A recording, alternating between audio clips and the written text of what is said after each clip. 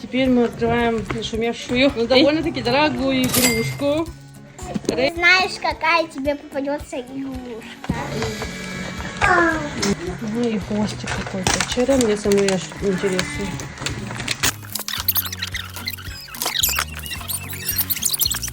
Поэтому надо стучать, чтобы она открылась. Я хочу вот это. Тут. Нет, наверное, стучать. Мои.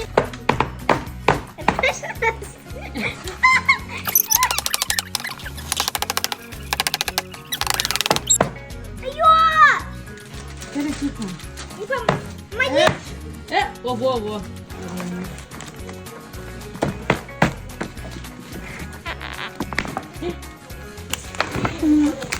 Давайте откроем. Это наклейки такие. Еще. Я вот эти сюрпризы в конце. Аккуратно. У нас вот такой палец.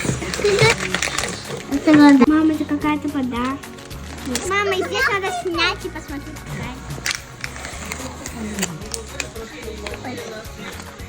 Осьминожка. Это очень мягкая игрушка, да? Это какой-то персонаж, да? Что это такое? Какая-то заколочка. И вот. Лапушка еще какая-то. А для чего эта ракушка? Не знаю, здесь какой-то песок, что ли. Давайте. Мама, смотри, здесь. Это Мы не взяли. Видимо. Кинетический песочек? Да, это украшение. И потом я. Что на ней странно? Это ее, это как там? Ее лог. Ой, Давайте дальше. Игрушка. Второе. Давайте. Я хотел. Кинетический песок. Это надо добавить. Кинетический песок.